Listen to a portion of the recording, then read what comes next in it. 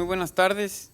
Sé que es una hora difícil después del lunch, pero espero que seamos lo suficientemente amenos para que todos ustedes se despierten o se diviertan, que es lo más importante con esta sesión, que nos parece muy ilustrativa y muy importante, ya que cuando hablamos de la trata de personas estamos hablando de uno de los delitos más graves, uno de los delitos que más lesiona la dignidad de los seres humanos y uno de los delitos clandestinos, por supuesto, más difíciles de medir.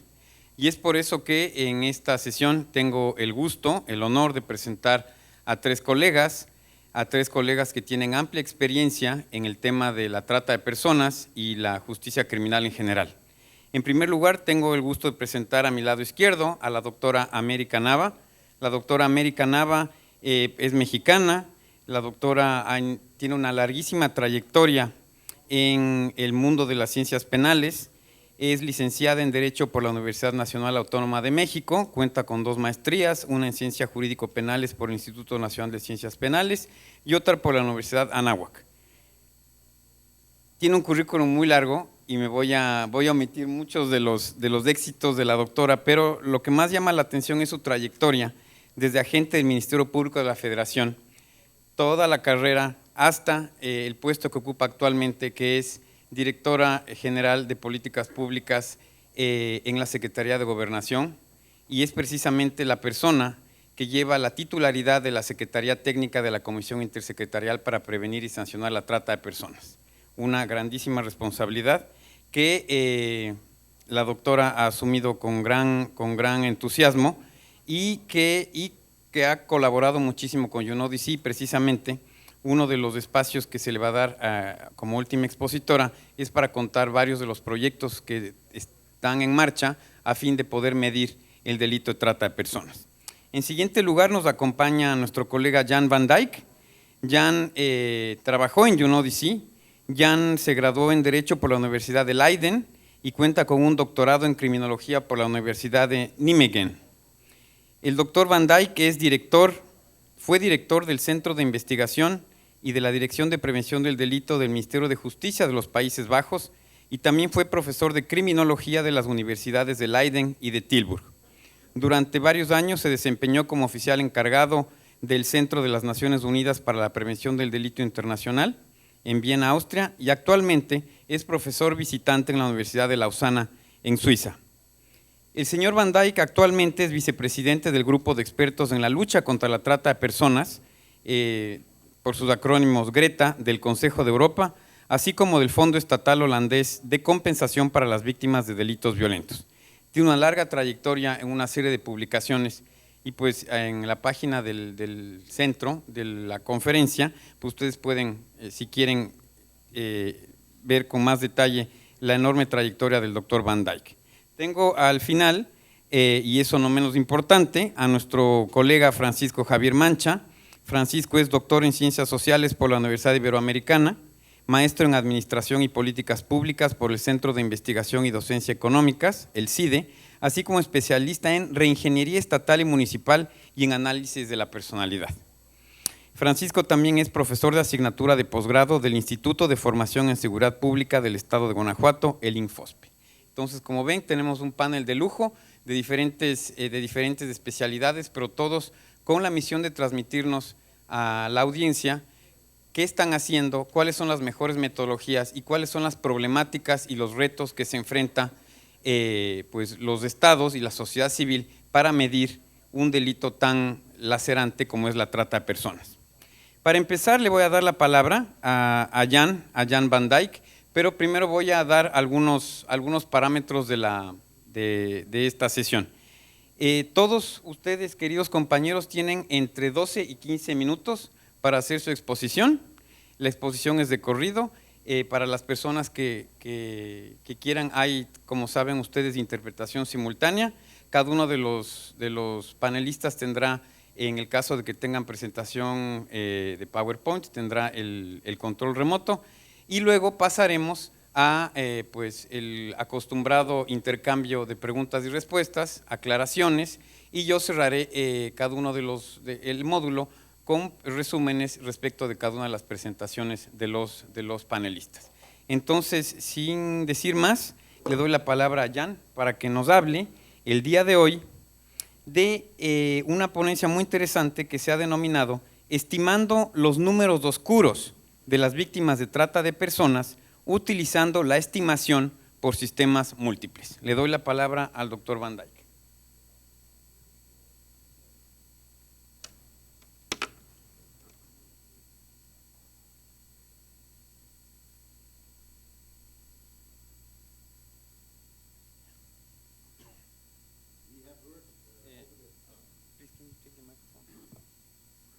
We have heard over the past days a lot about the Sustainable Development Goal to reduce violence, particularly violence against women and children.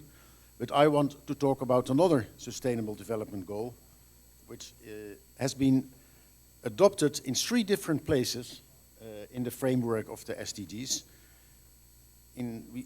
The goal to reduce trafficking in persons, you find under 3 targets.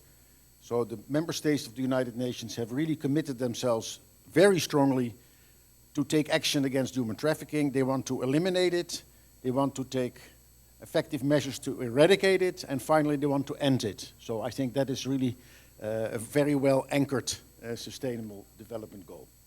The member states have also agreed on how we are going to measure progress in the implementation of these triple SDGs, and that is by counting the numbers of victims of human trafficking per 100,000, disaggregated by sex, age group, and form of exploitation. Now, in first instance, this may seem a very feasible development indicator because both UNODC, but also the ILO and the Eurostat in Europe, they collect data on identified victims of human trafficking. So this seems really a fairly easy job at hand. But let us now look very briefly at the numbers of identified victims as included in the latest global report on trafficking in persons of UNODC. We see here that in the UK and in the Netherlands there are roughly 2,000 victims of human trafficking identified by the authorities. But in a country like Canada, which is roughly of the same size, we find only 54. And if we look at the number of children, child victims of human trafficking identified, that is almost 400 in Romania, but it's only 2 in Japan. Japan being a country that is 10 times, has a 10 times larger population than Romania. So there is really, I think you will all agree with me, something wrong with these statistics. This is not credible at all.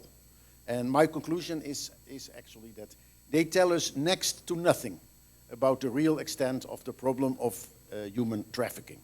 So we cannot, absolutely not use these statistics to measure progress with these SDGs.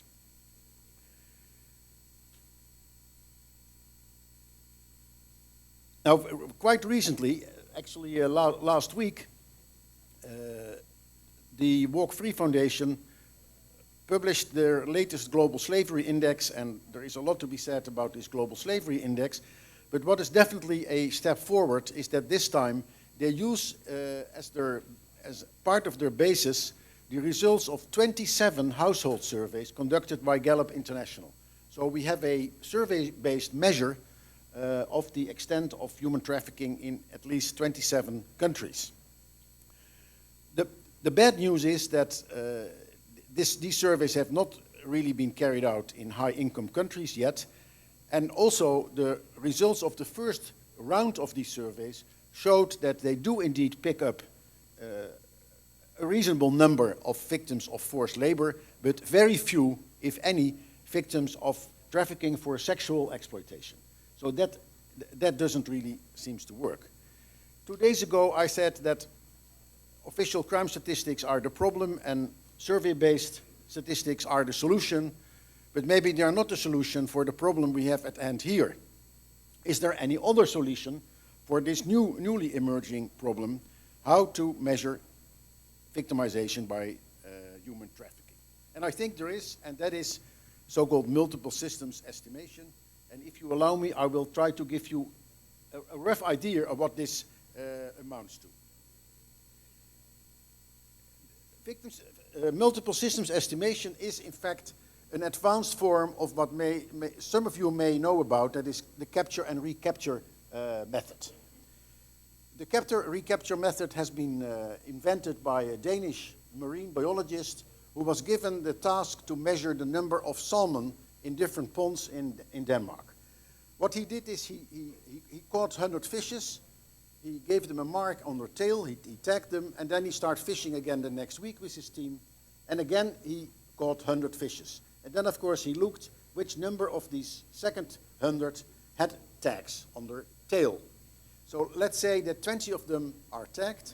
Then he said, okay, I know there are 100 tagged fishes in this pond. During the time I was fishing the second time, I got 20 of them. So apparently these fishes had a chance of 1 in 5 to be caught. What about these other fishes? Why should they have another chance to be caught than these fishes that were tagged? They're also salmon. So the conclusion is, my estimate is that in this pond, there are 5 times more salmon swimming around than the 100 I caught, so the estimate is 500. That is capture-recapture in the essence. Now, multiple systems estimation means that you are not catching fish twice, but 3 times, or 4 times, or 5 times, and you understand then it becomes much more complicated. But each time you can see how many fishes you have been tagged once, or tagged twice, or tagged 3 times. We are not talking about fishes here, we are criminologists, we are talking about victims of human trafficking. These people are registered by the police, they are registered by NGOs in many countries, they are registered by the border agency, by the labor inspectorates. There are several organizations who have records of victims of human trafficking. And in fact, it is a widely recommended best practice that if you collect statistics on identified victims of human trafficking, you try to collect data from as many sources as possible.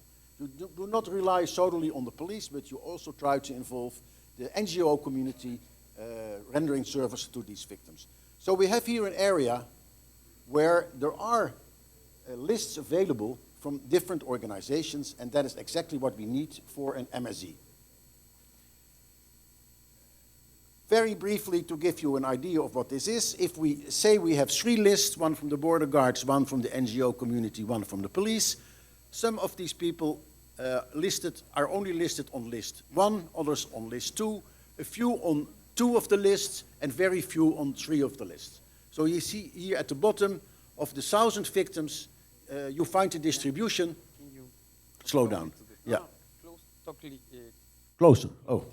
You find at the bottom row, you find the distribution of these 1,000 victims over these 3 lists, and you see there it's a Poisson distribution. And the trick of MSE now is that on the basis of that distribution that you find on the bottom row, you make an estimate of how many victims of human trafficking are around in the city or in the country, but are not listed on any of these 3 lists. So you use this distribution to estimate the dark number.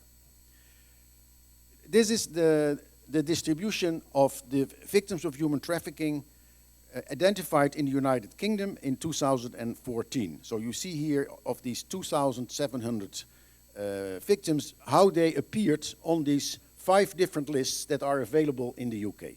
So we find there the distribution, and then Bernard Silverman, the chief scientist of the Home Office and a professor of statistics, did the statistical modeling using that distribution, and he came to the conclusion that in the UK, they register 2,700 victims, but actually the true number must be somewhere between 10,000 and 13,000.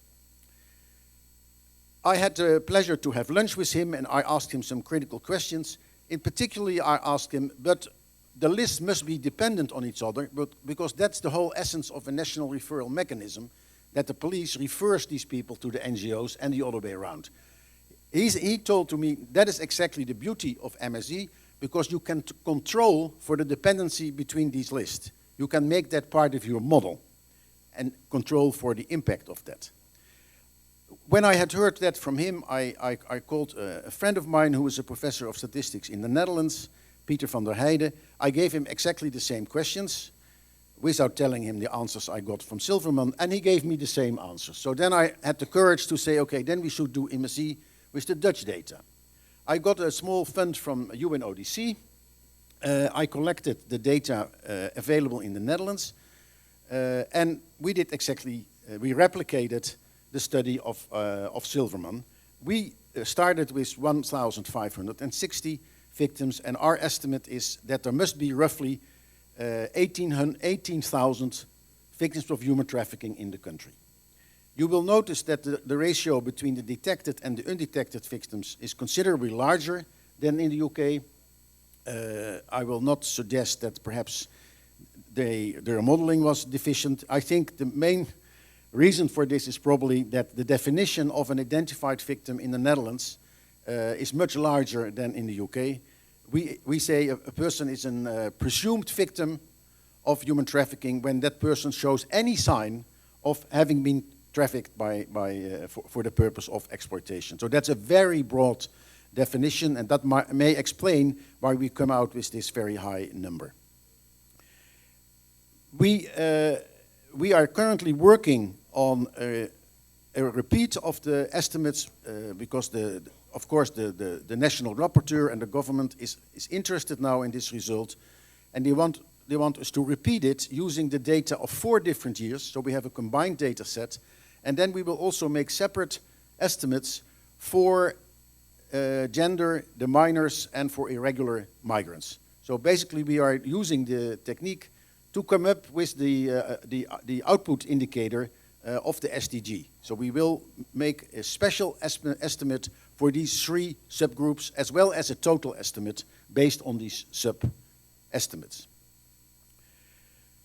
Well, finally, in conclusion, I think that the experience with MSE and THB statistics in the UK and in the Netherlands are at least encouraging. And I think we can make the case that it would be a good idea to try out this technique also with the integrated multi-source databases available in other countries. I know there are several of such databases available in Europe because the national referral mechanism is a legal obligation in the European Union, and also the Council of Europe very much recommends the development of multi-source databases on victims of human trafficking. So we think we can indeed replicate the same study in many other countries, and I'm open to discuss with the colleagues here whether we can also replicate this kind of work here in the region. Maybe a fully integrated data set is not readily available, but maybe with some effort we can indeed try to match the different lists and do an MSE. It remains important for organizations like UNODC to hammer very much on the importance of having a unified definition of the concept of an identified victim, because as we have seen with the UK and the Netherlands, that has a great impact on the estimate. So that remains, I think, a priority for UNODC. Yesterday I was having dinner at the Governance House with Professor Shepherd, who is collecting data on violence from the hospitals in the UK and compares these data with the statistics from the police. I think there are also data on violence from victimization surveys, from insurance companies, from state compensation schemes. So I think there is very interesting potential also to use MSE for calculating the dark numbers of various forms of violence, including violence against women. So I must say, although I myself have been obsessed for 4 decades with survey-based crime statistics, I think MSE is really a very interesting new supplement to the toolbox to estimate the dark numbers, and I hope that I have been able to raise your interest. If you want to know the full paper of me and Pieter van der Heijden, this is available on the website of UNODC or will be available very soon. Muchísimas gracias, Jan. Has hecho primero una presentación muy interesante, es un sistema que realmente invita a la reflexión y has hecho un gran uso del tiempo también, lo cual se agradece. Ahora le voy a dar la palabra al siguiente expositor, a Francisco Javier Mancha, y Francisco nos va a hablar de la trata de personas en el estado de Guanajuato y va a hablar específicamente de un sistema de geolocalización y zonas de influencia de este delito. Te doy la palabra, Francisco.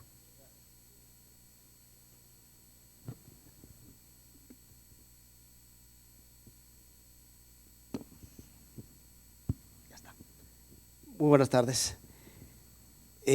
Después de esta tan enriquecedor comentario de Jan, pues vamos a tratar de meternos un poquito más al concepto de la trata de personas. Como ustedes saben, es el tema más delicado cuando hablamos sobre violencia, sobre delincuencia, ¿sí?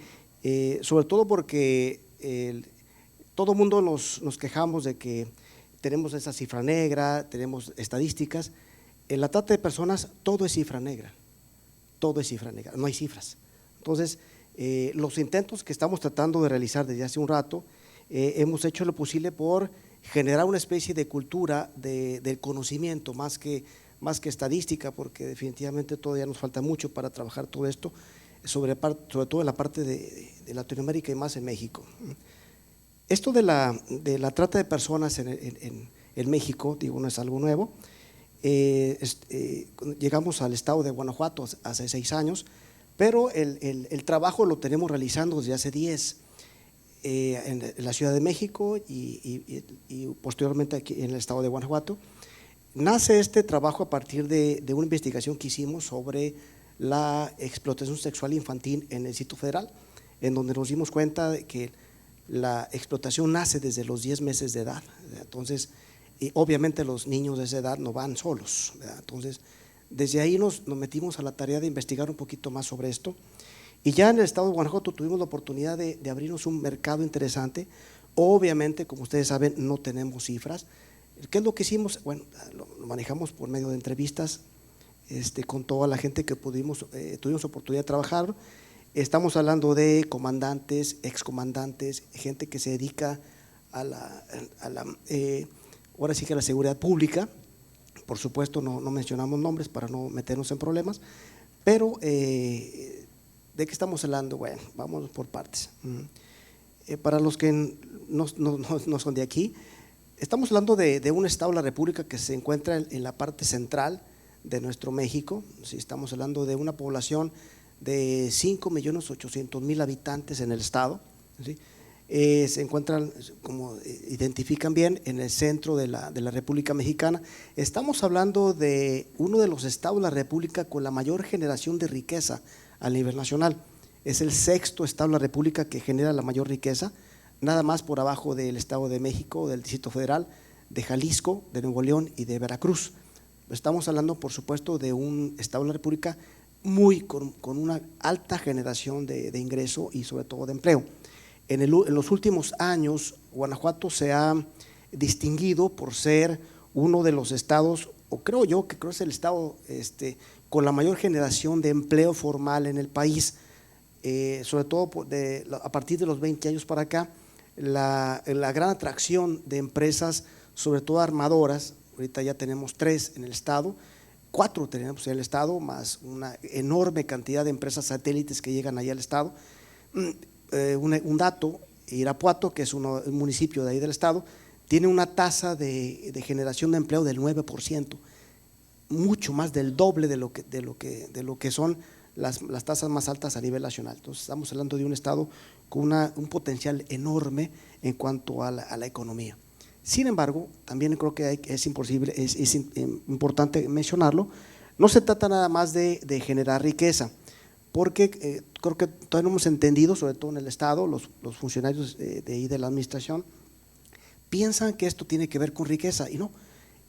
Aun cuando Guanajuato ocupa el lugar 6 a nivel nacional en generación de riqueza, se encuentra ubicado en el número 26 en el índice de desarrollo humano. Entonces tenemos un problema grave. ¿De qué estoy hablando? La tasa de escolaridad es de 8 grados, o sea, un grado abajo del promedio nacional, ¿sí? Tenemos, hasta el año pasado tuvimos la cifra de 724 violaciones sexuales reportadas en el año. ¿Y por qué lo digo? Bueno, vamos a hacer una referencia. En el 2012 Este dato era de 400. Estoy hablando de un 1 punto y tantos al día. Ahorita ya son más de 2. Entonces, algo pasó, algo hicimos mal en el estado. Está conectado el estado de Guanajuato con un par de vías de acceso que son las que mueven toda esta producción industrial.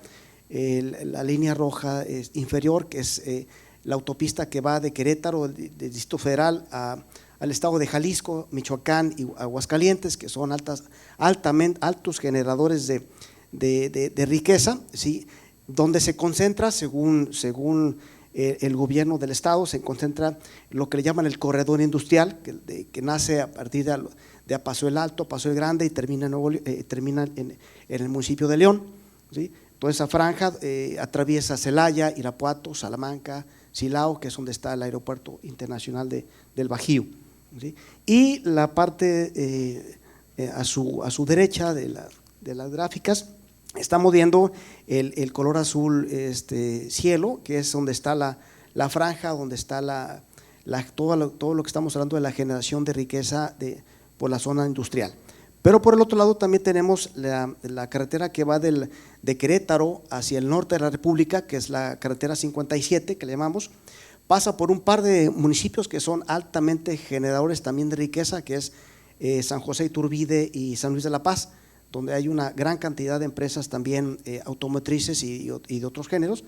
Sin embargo, aquí lo interesante es esta carretera conduce hacia la frontera, que es donde sale toda la producción y toda la exportación de los productos que estamos trabajando, ¿no?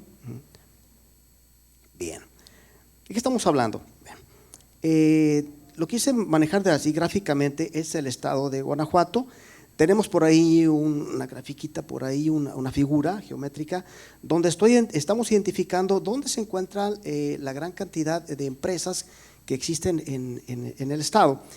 Pero también nos dimos a la tarea de analizar no únicamente la riqueza que se genera dentro de este corredor industrial, sino que lo que trae además de este corredor industrial.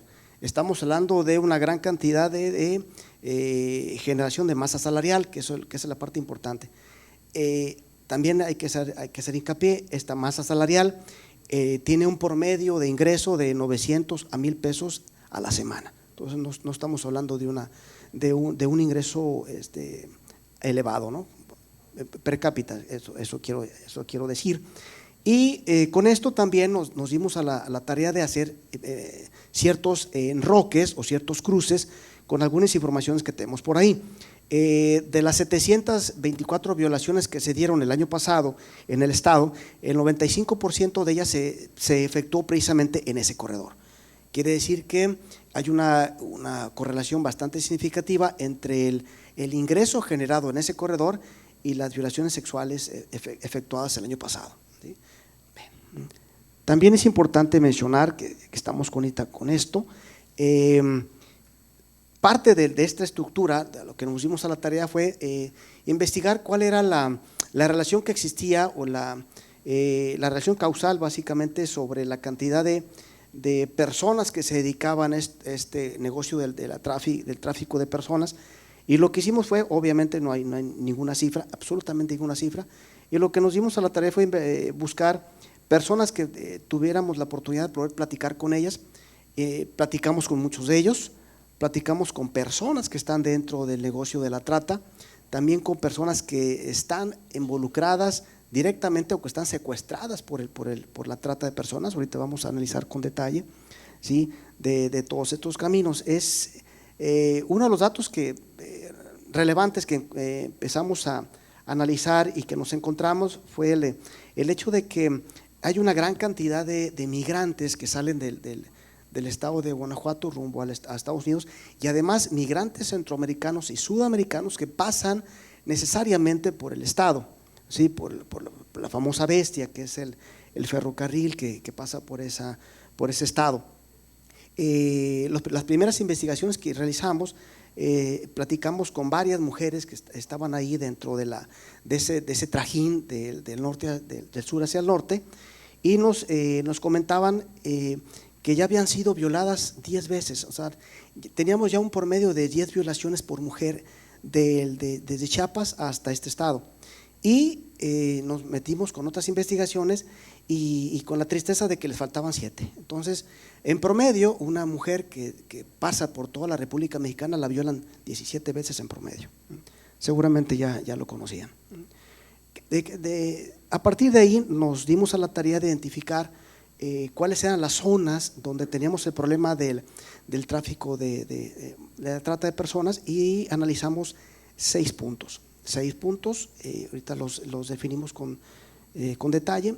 Quisiera nada más recordar un poquito con esta lámina el concepto de la trata de personas. Estamos hablando de procesos de impunidad, ¿sí? Y de corrupción. Digo, no es nada nuevo en México.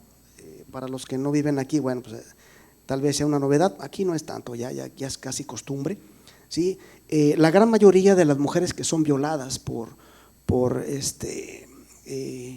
policías estatales y locales, eso se da. Estas 17 violaciones en promedio de mujeres que pasan tratando de lograr el sueño americano son policías estatales y municipales. Además de que, ahorita lo vamos a decir con detalle, el municipio de Celaya pasa algo muy interesante. Y obviamente con procesos socioculturales alterados y perversos. Guanajuato es uno de los estados de la República con la mayor cantidad de creyentes que tiene el estado. Entonces también creo que mucho tiene que ver esto. Sus conceptos religiosos también creo que va por ahí el asunto, ¿no? En cuanto a sacar a la relación el tipo de explotación o de trata que se maneja en Estocolmo es bien claro. Tenemos de tipo laboral, tenemos del tipo sexual también, falsas adopciones, servidumbre militar, tráfico de órganos y prácticas esclavistas. En el estado encontramos 3 tipos de trata. Entonces lo vamos a identificar por partes. En la zona número 1, que es la zona de influencia entre León y Silao, nos encontramos una característica. La ciudad de León, con 1.500.000 habitantes, ¿sí?, es la ciudad que tiene el mayor poder adquisitivo del estado, dentro de los cuales nos encontramos, inclusive los estuvimos hasta ojeando, ¿sí?, los catálogos en los que tú puedes conseguir una chica, sobre todo sudamericana. Ahorita ya está de moda las jovencitas de Europa del Este, ¿sí?, pero según el catálogo son más caras. Entonces lo podemos trabajar desde ahí. En León ya se consigue con catálogo. En la zona de Silao, desgraciadamente, nos encontramos con un problema, creo que es mayor, la trata de las jovencitas, ¿sí?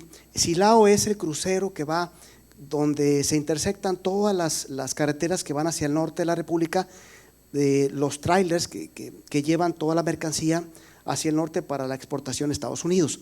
Nos encontramos que ahí en el municipio, jovencitas de 8, 10 y 12 años las dejan sus mamás, las suben al tráiler, pagan el chofer lo que tiene que pagarle, que aproximadamente son entre 10 y 12 dólares.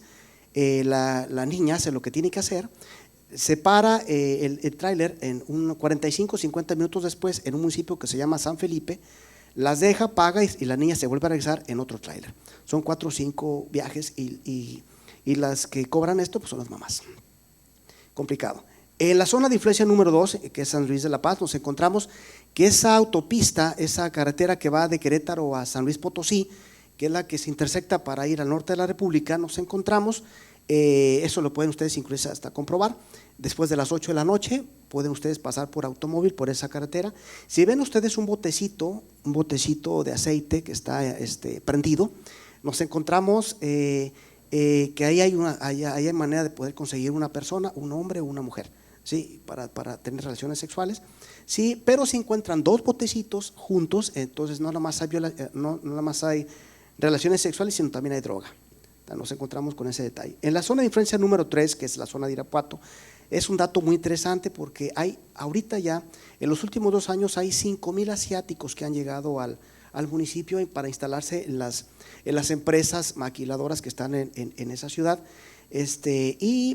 También, al igual que León, también nos encontramos con catálogos especiales, más que ahí son un poquito más caros porque son asiáticos, pagan mejor, ¿sí? Y tenemos ese problema que tenemos en Irapuato.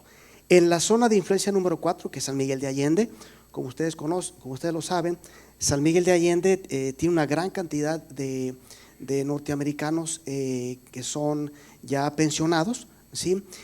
Pero nos hemos encontrado con otro tipo diferente de trata, que es la adopción ilegal. Esta adopción ilegal la buscan en la Paseo del Grande, en la Paseo del Alto, los adoptan, sí, pero los adoptan no porque quieran mucho a los niños, sino por el problema de la pederastia. En la zona número 5, que es la zona de Celaya, ahí nos encontramos inclusive con un cartel local, ahí tenemos un cartel local que es los Dorados, ¿sí? Que reclutan a maras que van hacia el norte, ¿sí? Y nos encontramos que ahí también el problema que tenemos es la gran relación que tiene que la conexión entre Celaya y Querétaro. Entonces tenemos un problema grave por ahí también. Y por último, en la zona de influencia número 6 de Valle de Santiago, ahí tenemos otro tipo de explotación laboral que tiene que ver con la llegada de mujeres chinas que vienen de China, en donde son vendidas a las empresas, ¿sí? a los directivos de las empresas asiáticas, ¿sí? Y como ustedes saben, en China se vale golpear a los trabajadores, y la venta de chinas en esa zona obviamente es, si aguantas más golpes, vales un poquito más. Entonces nos hemos encontrado con ese detalle, ¿no? Tenemos ese comentario, ¿sí? En donde tenemos ese juego perverso entre sudamericanas y también este fenómeno de los últimos 2 años, que son también las asiáticas, obviamente por razones de mercado, que tiene que ver con la gran cantidad de asiáticos que han llegado allá al estado, ¿no? Eso es todo. Gracias. Muchísimas gracias, Francisco.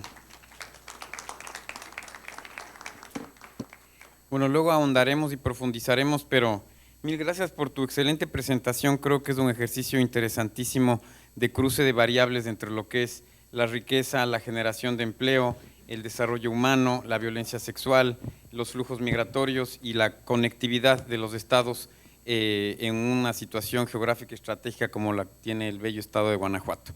Pues bueno, muchas gracias, Francisco. Ahora le doy la palabra a mi colega América Nava. Ella nos va a contar precisamente qué está haciendo la Secretaría de Gobernación, en particular la Secretaría Técnica de la Comisión Intersecretarial para Prevenir y Sancionar la Trata de Personas, enfrentada al reto impresionante de medir o tratar de dar orden al disperso mundo de las estadísticas en materia de trata de personas. América.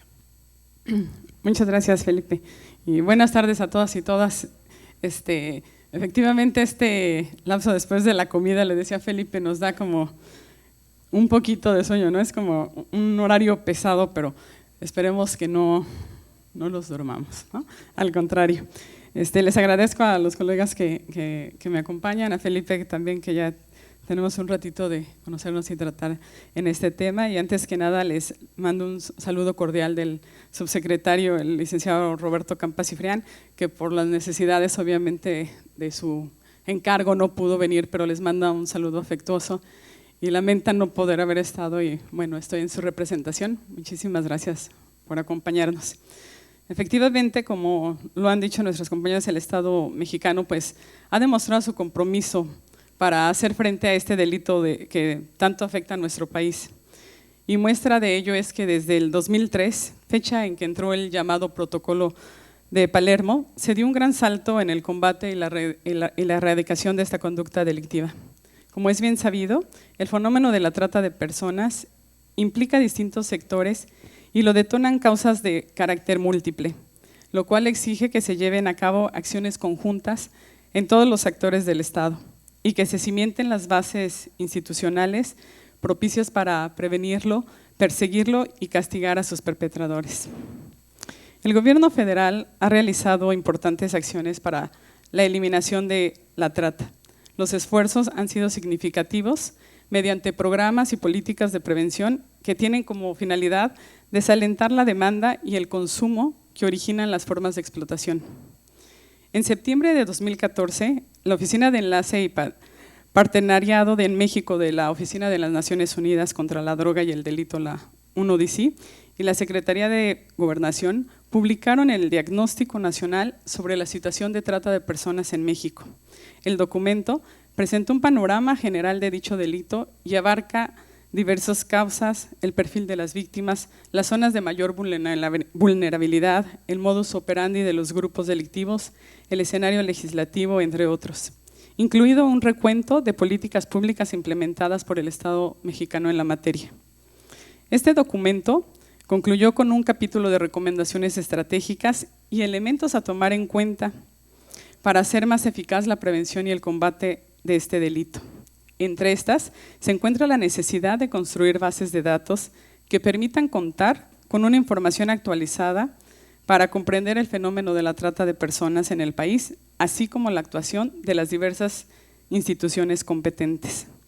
En este sentido, la UNODC y la Secretaría de Gobernación, a través de esta Secretaría Técnica de la cual tengo el encargo, nos encontramos trabajando arduamente en la construcción de Cintra, un Sistema Nacional de Información en materia de trata de personas, mismo que será culminado en este año y que incluye este banco de datos. El objetivo radica en la construcción de una aplicación informática que opera a nivel nacional y que permite el registro, la consulta, el seguimiento y la generación de información sobre casos de trata de personas, con énfasis en las víctimas y la asistencia que reciben por parte de las dependencias del gobierno y de la sociedad civil. El flujo del sistema inicia con la detección de un posible caso de trata de personas y un registro del expediente. Durante el flujo de este sistema se registrará la información relacionada con el incidente de la posible o posibles víctimas, los victimarios, las modalidades de explotación, etc. Posteriormente se continúa con la canalización y seguimiento de la asistencia prevista a las posibles víctimas, con la finalidad de garantizar un control y monitoreo adecuado, respetando así sus derechos humanos y evitar con ello la revictimización de la cual son objeto muchas de estas víctimas. Uno de los grandes aportes en que la posible víctima es que tendrá un expediente único de todo su caso, independientemente del lugar o de las diversas instituciones o organizaciones que le proporcionen algún tipo de atención. Los usuarios del sistema seremos aquellas instituciones a nivel federal, local y municipal, así como organizaciones de la sociedad civil, de las cuales sus competencias tengan y estén relacionadas con la prevención y la protección de víctimas de este delito. Dada la gran variedad de actores, es importante destacar que una de las innovaciones de dicha plataforma consiste en que el flujo no es lineal. Cualquier institución u organización que detecte una posible víctima podrá registrar el caso en el sistema y dar inicio con ello al ciclo de atención correspondiente. La transversalidad de este flujo va a permitir también proporcionar a la posible víctima una atención integral que corresponda específicamente a sus necesidades, culminando con ello a su reintegración social de esta víctima. Una vez que la institución o organización dé de alta la información del caso, acorde a su competencia, canalizará a la posible víctima a otra institución u organización para proporcionarle esta atención adecuada. El sistema nos va a poder proporcionar qué tipo de atención se ha proporcionado y el tiempo de respuesta que ha sido proporcionado por esta institución o organización. Asimismo, se contará con una sección de política pública que contendrá los programas, las iniciativas y las acciones implementadas por las 3 órdenes de gobierno para prevenir y combatir de este delito. También esto nos ayudará muchísimo en la generación de reportes y estadísticas que nos dará. Con esta información recolectada, se podrán identificar los puntos claves en el país de la detección de las víctimas, las posibles rutas, los orígenes, los destinos, las nacionalidades, entre otros.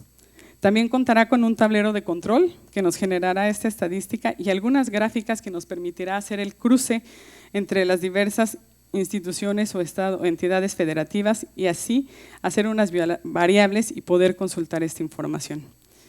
Con el objetivo de construir un sistema completo e integral, la UNODC y la Secretaría de Gobernación hemos realizado un exhaustivo análisis durante casi un año y hemos logrado diseñar un diccionario de datos y con ello estamos conformando más de 200 variables y 20 catálogos relacionados con el delito de trata de personas. El mismo espero que muy pronto lo estaremos presentando y espero que la verdad sea un sistema que pienso yo que nos va a evitar muchísimas cosas y nos dará mejores resultados a todas las instituciones o dependencias que trabajamos con las víctimas del delito de trata. Y tener en un solo lugar concentrado, efectivamente, como dice el estado de Guanajuato, tiene varias orígenes o rutas y poderlas tener clasificadas y ver que efectivamente si una persona la encontramos, tenemos mucha diversidad de, una víctima llega por muchas instituciones o por muchas organizaciones y muchas dependencias, a lo mejor no hay un efectivo reporte. Una víctima puede llegar desde la Secretaría de Salud y hasta el último por una Procuraduría o Fiscalía. Y los reportes que tenemos, la mayoría de dependencias, pues son de fiscalías. Entonces, efectivamente, la cifra negra es bastante. Yo espero que con este sistema demos un paso enorme. Se ha trabajado muchísimo y esperamos que este año realmente ya lo echemos a funcionar y esperando la participación y cooperación de todas las entidades federativas de nuestro país, creo que será un logro. Ahora bien, voy a dar, si tengo un poquito de tiempo, las estadísticas que obviamente desde a través de la Secretaría Técnica tenemos en materia de trata de personas.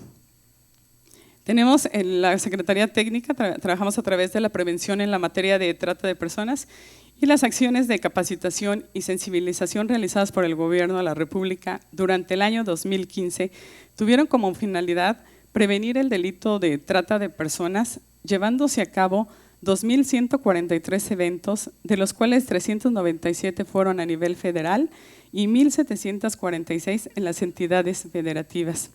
Esto impactó a 349.325 personas, entre los que se encuentran trabajadores al servicio del Estado y público en general. También durante el 2015 se difundieron 69 campañas a nivel nacional e internacional, replicando sus mensajes de prevención a través de pósters, audios, videos y spots de radios en las 32 entidades federativas. Se proporcionó asistencia a 1.828 víctimas de trata de personas, quienes recibieron 9.956 servicios, consistentes ellos en atención multidisciplinaria, es médica, psicológica, de trabajo social, legal, de alimentos, hospedaje y transporte. Se destaca que algunas de las personas víctimas fueron atendidas con 253 canalizaciones, principalmente a instituciones especializadas en materias de salud, procuración de justicia y albergues. Tuvimos 123 rescates que derivaron de operativos y el Estado mexicano con ello tiene un gran compromiso para combatir el delito de trata de personas. Por ello, a través de las autoridades tuvimos 381 operativos, de los cuales logramos el aseguramiento de 1.058 personas, de un total de 1.828 víctimas, que a las cuales a 9.962 les brindamos atención.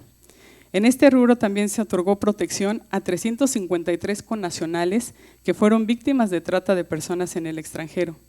348 de ellos fueron atendidos en los Estados Unidos, en los rubros de 38 casos en explotación física, 279 violación a derechos laborales y 31 casos de trata laboral. En el Estado mexicano, durante el 2015 también inició a través de autoridades federales y estatal 665 indagatorias por el ilícito de trata de personas, de las cuales 250 corresponden al ámbito federal y 415 al ámbito local, identificándose con ello a 674 sujetos activos o victimarios detenidos, y siendo 206 de la instancia federal y 468 de las entidades federativas. En cuanto a los victimarios, se judicializaron 578, de ellos 157 corresponden al sexo femenino y 414 al masculino. La edad promedio de estas víctimas son de 34 años de edad más o menos. Por lo que respecta a la administración de justicia en el delito de la trata, el Estado mexicano emitió 570 sentencias en el ámbito local y federal en el periodo comprendido de los años 2009 a 2015.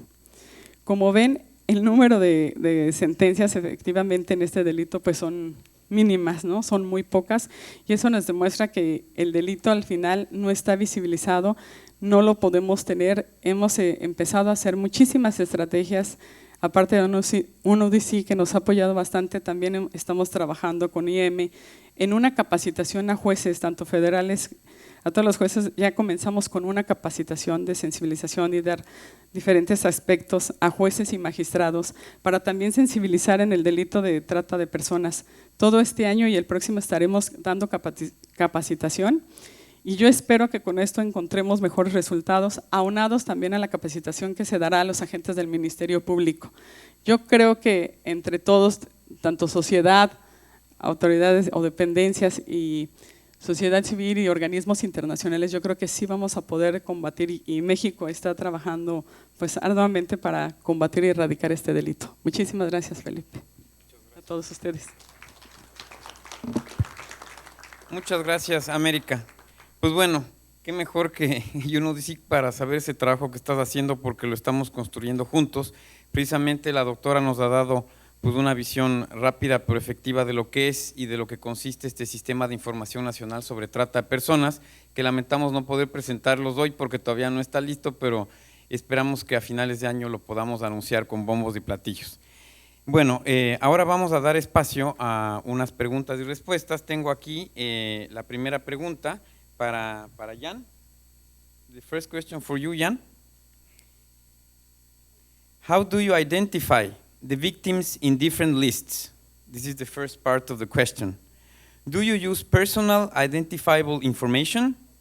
If so, how did you address the ethical issues that may arise with using such multiple systems data? If you can take the microphone, please. Yes, as I explained, certainly in the UK and in the Netherlands, we have put in place very elaborate referral systems, which means that there is an official protocol for the police, for the NGO community, for the border police, for the labor inspectorates, that they are obliged to report to a central clearinghouse any case of possible victimization by human trafficking. And this also means, of course, there is a uniform definition, not so much of human trafficking, but of the signals of human trafficking. So that is, for instance, have they taken away the passport of the person? That is a signal that there is a pressure on the person that he's not free to do what he or she is doing. So there are lists of signals, of operational indicators, of presumed victimization by human trafficking. Such lists of indicators have also been developed by the International Labour Organization for Forced Labourers. You can find on the websites of the ILO internationally validated list of the signals that you can use. Then also part of a national referral mechanism is that you have a training program for the police officers, but also for the border guards, that they can see these signals, and that they are aware that if they see such a case, they have to report it to this central clearinghouse. So that is how these presumed victims of human trafficking are identified. It's not an identification by the court. It is an identification of a presumed victim of human trafficking. Now, the issue of whether you can bring the information from the different lists or whether you can exchange information is indeed sensitive, because victims of human trafficking who receive services from an NGO, from a shelter home, do not necessarily want the police to know about their situation. And that is why we do not propagate open exchange of information. There are several assurances in place that it is possible for the clearinghouse to find out whether this is the same person or not, but the clearinghouse does not give that information from the NGOs to the police. It stays only in the clearinghouse, and that is an independent foundation in the Netherlands. And in England, it's the National Crime Agency. So it's not a direct exchange between the NGOs and the police. They all report to a central clearinghouse, and that's where the matching is being done. Thank you very much, Jan. La siguiente pregunta para Francisco. Hablabas de la trata de mujeres. ¿Qué nos puedes decir de la trata de hombres? Estadísticas, números, estados. ¿Tienes alguna información? Si la tuviera, la cobraba. No, la verdad no. Básicamente ahorita lo que estamos trabajando es con damas y con menores, básicamente. Y lo que estamos haciendo inclusive ahorita, ya estamos en una segunda etapa de la investigación, es analizando no las variables que ya conocemos, que son las de siempre, ¿no? ¿Qué tasa de escolaridad, ingreso, si tiene algún grado, etcétera? Nos estamos metiendo un poquito más, estamos profundizando un poquito más, estamos utilizando variables simuladas. ¿A qué voy? Parte también de los problemas que tenemos en el estado es la gran cantidad de jovencitas adolescentes embarazadas, ¿sí? Y estamos correlacionando con este corredor industrial donde tenemos este problema de trata de personas, ¿sí? Con la relación que existe entre la cantidad de mujeres, de jovencitas embarazadas, con el tamaño de la cocina, con el tamaño de su cocina. Entonces, por ahí, ¿qué tiene que ver? O sea, ¿qué tiene que ver esto? Bueno, pues es una variable simulada, ¿sí? En estos tiempos, estoy hablando de los 70s, en México, tradicionalmente la cocina se encontraba un comedor, un antecomedor, donde se generaban los valores familiares, ¿sí? Ahorita ya no existe este antecomedor, la cocineta es muy pequeña y los valores se están perdiendo. Entonces, en un estado tan religioso como es el estado de Guanajuato, también estamos jugando por ese lado. No es una ocurrencia, estamos trabajando con una teoría que le llama Edgar Morin, que es la teoría de sistemas complejos. Nos estamos metiendo por ahí, estamos identificando lo que le estamos llamando bucles recursivos. Esto es irnos a la metacausa, no necesariamente meternos a un Ishikawa, sino que nos vamos más allá de la causa, y no es investigar al objeto de estudio, sino al sujeto. Por ahí nos estamos metiendo. Si tuviera datos sobre varones, con todo gusto, ¿no? Pero en Guanajuato no tenemos ese dato todavía. Gracias. Bueno, si me permite un comentario al respecto, el tema de la trata de personas con fines de explotación en la población hombres, bueno, es un tema bastante desconocido y la oficina ha hecho muchos esfuerzos para tratar de encontrar. El problema es que la mayor parte de recursos a nivel de la comunidad internacional destinados a la investigación del delito de trata de personas han estado focalizados en la trata sexual con población mujeres, principalmente niñas y adolescentes. Entonces, lo que pasa es que se deben asignar más recursos para la investigación, no significa que no exista. Existen redes transnacionales de prostitución masculina con víctimas claramente identificadas, por ejemplo, de Brasil, que están operando en los Estados Unidos y en Europa. Pero, claro, debe haber mucho más. Lo que pasa es que, como les decía, la comunidad internacional está otorgando recursos para investigaciones, pero con un foco muy específico que es mujeres y niñas, lo cual está perfecto, pero hay otras modalidades, hay otras audiencias que deben ser también abordadas, ¿no? Tengo otra pregunta, esta vez es para la doctora América.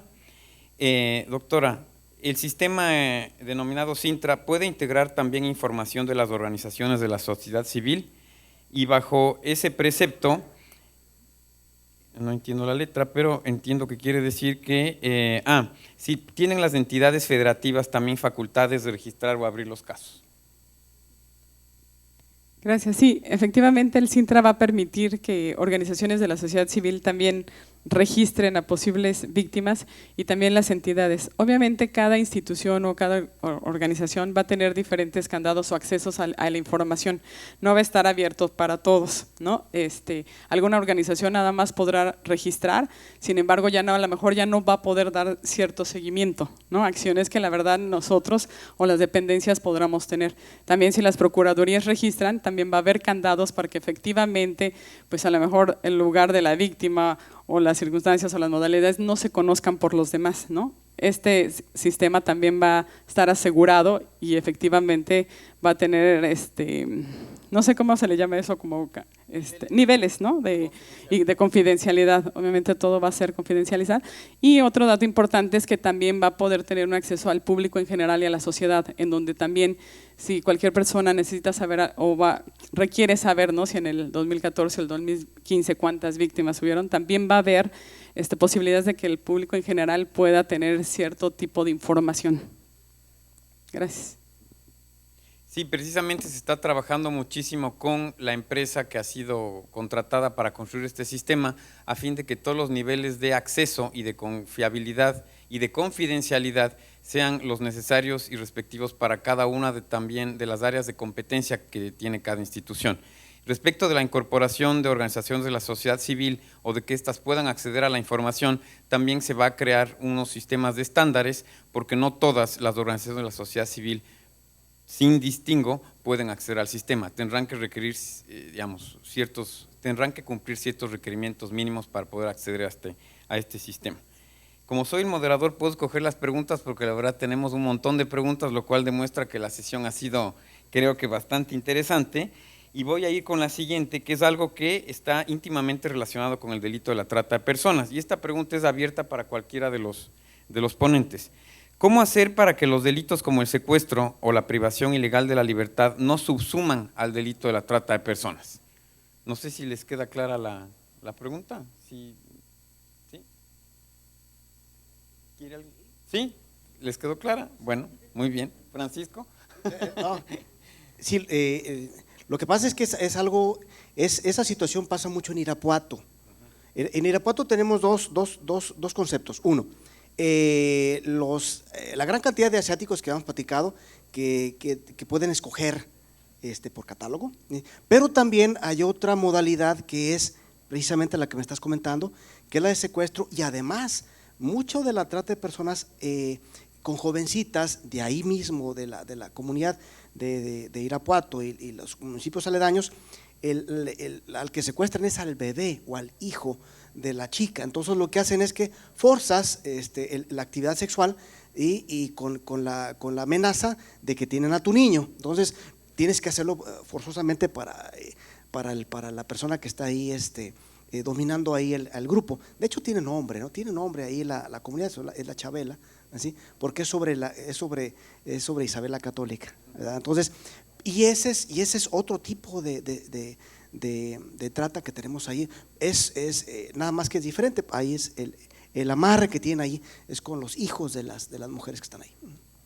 Sí, bueno, no olvidemos que la captación por secuestro y privación de la libertad es una de las modalidades más comunes de reclutamiento de las víctimas, especialmente en el sector adolescente, en el cual los chicos, las chicas a través de las redes sociales acceden a contactos con un perfil falso. Este perfil falso generalmente organiza fiestas en donde se les da pues sustancias de estupefacientes y psicotrópicas a estos chicos y pues caen fácilmente, ya sea vulnerables a la pornografía infantil, les obligan a realizar actos sexuales contra su voluntad. Es decir, estamos frente a una modalidad realmente terrible en donde pues a la víctima se le capta de una manera, ¿qué se puede decir?, espantosa, ¿no? Voy a dar espacio para una pregunta más porque en relación con el tiempo me gustaría pasar a las conclusiones y hacer un pequeño cierre de esta sesión tan interesante. Aquí hay otra, para Jan, pero ya se me acaba de perder. Bueno, este es para América. ¿Qué está haciendo la Secretaría de Gobernación en relación con la prevención del delito de la trata de personas y específicamente cómo se piensa abordar la prevención en el sistema del que estamos hablando, América? Bueno, la Secretaría de Gobernación en materia de prevención y a través de esta Secretaría Técnica, efectivamente tenemos un grupo de prevención que efectivamente estamos trabajando también con campañas que también ya estamos trabajando en ella, también esperamos que salga en este año, pero además también con protocolos de actuación de cada una de las instituciones, cómo debe de actuar desde el ámbito de competencia de cada una de las instituciones. También trabajamos con las organizaciones de la sociedad civil competentes o que trabajan este tema en la forma de también cómo ellas pueden prevenir o cómo pueden dar a conocer esta situación. Y también cuando se capta a las víctimas, cómo hacerlo, ¿no? Trabajamos muchísimo también con el área de migración, que sabemos que es un área importante que sus agentes migratorios cómo puedan detectar cuando están presentes a una víctima de trata. Tenemos pues muchos focos donde trabajar la prevención y a través de esta Secretaría Técnica pues lo estamos haciendo, y esta Secretaría la forman 14 dependencias y cada una de ellas desde el ámbito tiene sus áreas de prevención y trabajamos pues todos los días sobre ello. Sí, bueno, sin duda uno de los retos más increíbles frente a las campañas de prevención es cómo medir el éxito o el impacto de tu campaña.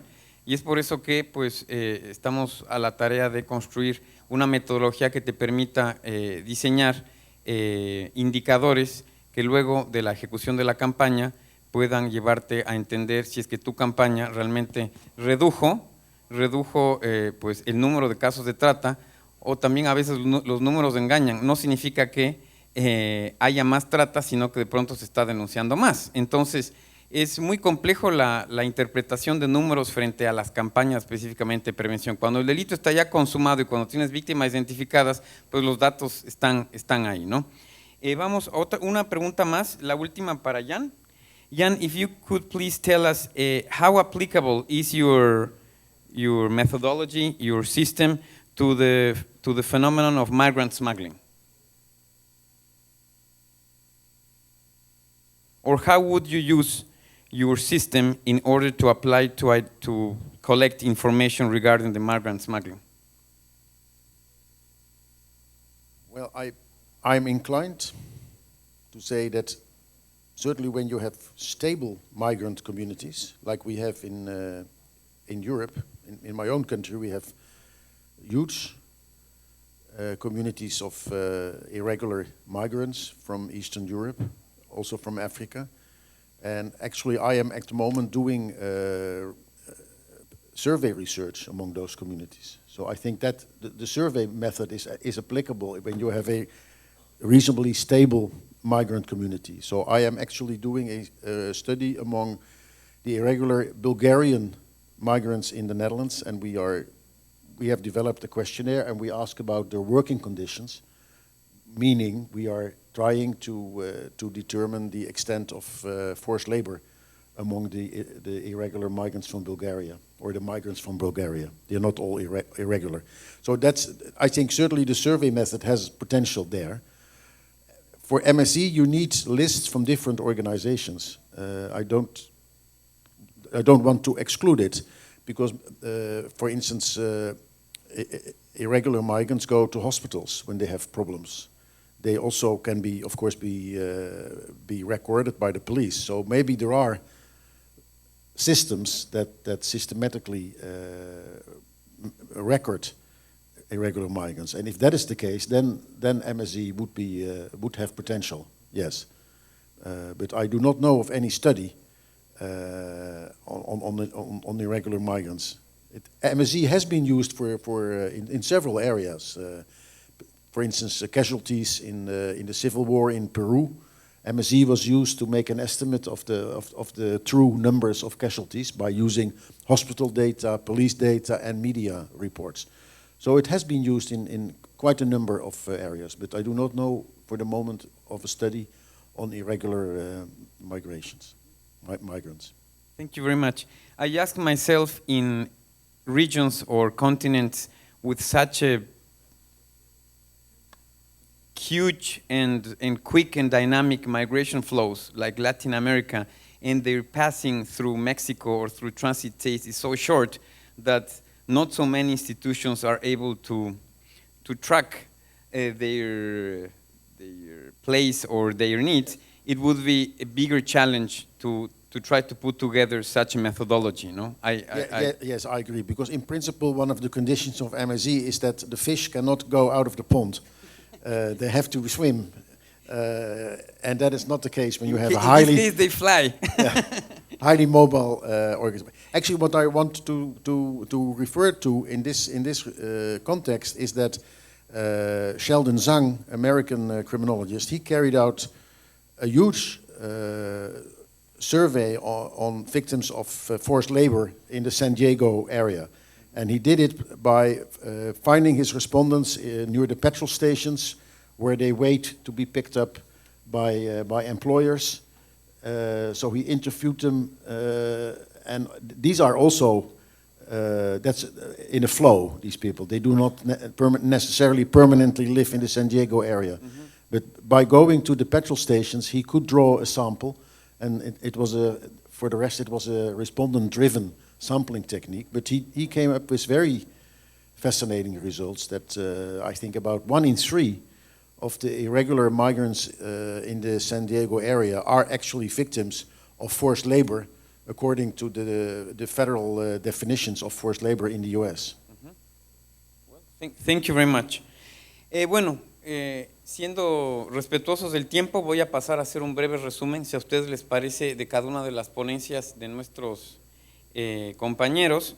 La primera fue de Jan que nos habló de esta metodología de sistemas múltiples para poder construir datos más certeros respecto de la cifra negra de las víctimas no reportadas ante la trata de personas. Y nos explicaba y nos dio el ejemplo de este caso del salmón, de este pescador danés que decidió hacer un tracking de cada uno, de un número de salmones en un laguito o en un lugar donde lo estaba pescando, y luego hacer esta misma práctica varias veces para ir entendiendo cuál es el ratio o la ratio o el porcentaje de salmones que estaban ahí y que estaban sujetos a esta posibilidad. Evidentemente aquí estamos hablando de personas, no de salmones, lo cual es mucho más delicado y mucho más complejo, y básicamente este sistema se estructura en un sistema de captura y recaptura múltiple de información. Y para el caso de la trata de personas es un sistema de captura y recaptura que está focalizado en las víctimas identificadas, ¿verdad? Pero nos enfrentamos a un reto aquí muy grande. ¿Cuál es la definición de la identificación de las víctimas? Según los marcos jurídicos y los marcos regulatorios, cada país identifica a sus víctimas de una manera diferente. En ese sentido, esta metodología evidentemente es más, resulta más útil cuando la realizas en un contexto jurídico muy particular, más que cuando la haces a través de varios países, ya que habrá que llegar a un consenso, a un acuerdo respecto de lo que es una víctima identificada que tenga exactamente las mismas características, ¿no? Algo que también nos comentaba Jan era que se pueden hacer estimaciones de subgrupos, es decir, de víctimas de trata de personas en diferentes modalidades, lo cual creo que es muy aplicable precisamente para visibilizar que no solamente la explotación sexual es una de las formas de trata de personas, sino que estamos enfrentados a otras modalidades muy, muy serias. Para quienes quieran profundizar en la presentación de Jan, quienes quieran conocer más sobre su metodología, pues él nos brindará y estará colgado, yo entiendo, en el sitio web de la conferencia, su exposición, y pues él estará disponible, por supuesto, para atender cualquier pregunta más allá.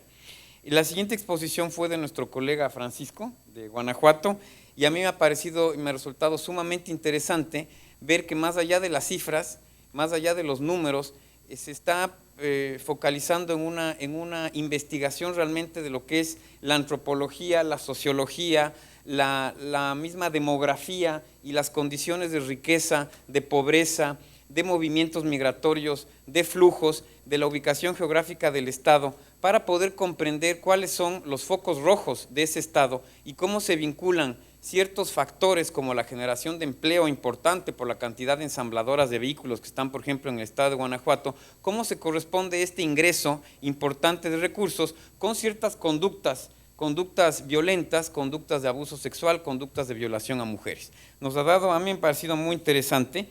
Es muy difícil resumir, pero espero poder transmitir en una cápsula lo más importante que nos comentaba Francisco, y él nos definía algunas zonas de influencia en Guanajuato, cada una con unas características muy particulares, por ejemplo, una de gran presencia de asiáticos, con unas modalidades de violencia en cuanto al reclutamiento y el consumo de víctimas de trata de personas bastante especiales y bastante macabras. Nos hablaba también de la presencia inclusive de venta de víctimas asiáticas, particularmente chinas, dentro del propio estado.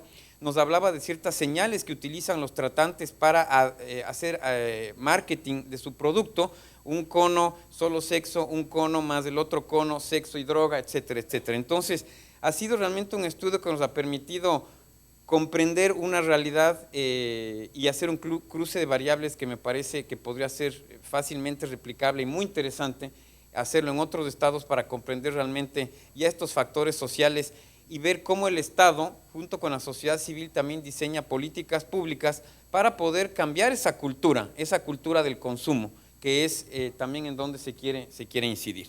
Finalmente, la doctora América Nava nos ha comentado y creo que lo ha hecho de una manera muy práctica. Nos ha dado cifras respecto de lo que está haciendo el gobierno en cuanto a número de sentencias, operativos, víctimas atendidas, víctimas rescatadas. A veces los números, digamos, da igual si son 1.502 operativos o son 1.506 operativos, lo importante es que se está viendo de alguna manera un reflejo de una voluntad de un Estado de hacer algo por el tema, aunque es consciente de que queda muchísimo por hacer. Y por eso la estructuración de esta plataforma que también nos ha comentado la doctora, que lo estamos haciendo juntos porque es un proyecto que lo estamos llevando, yo creo que va a ser, en primer lugar, es una metodología bastante única a nivel latinoamericano y no sé si a nivel mundial, porque busca centralizar en una sola base de datos todo lo que es el camino tortuoso de la víctima a lo largo del sistema, no solo del sistema de justicia criminal, sino de los otros sistemas tanto de salud, de educación, de provisión de servicios a una víctima. El problema que habíamos identificado, y creo que la doctora lo ha hecho bien al resumir rápidamente en ciertos bullet points lo que significa el sistema, porque es muy complejo, es que nos habíamos dado cuenta que la señora Juanita, víctima de trata, iba al Ministerio Público. La señora Juanita le mandaban del Ministerio Público al Ministerio de Salud.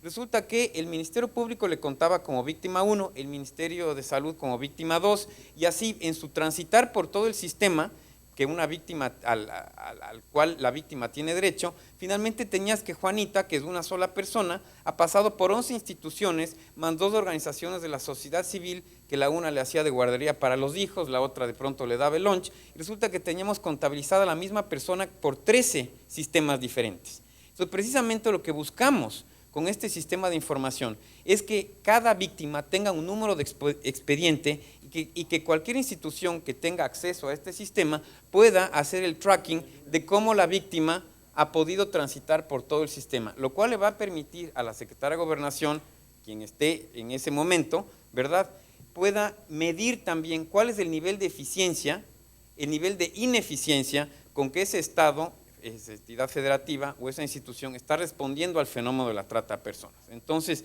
creo que son buenas noticias, todos tenemos muchos retos.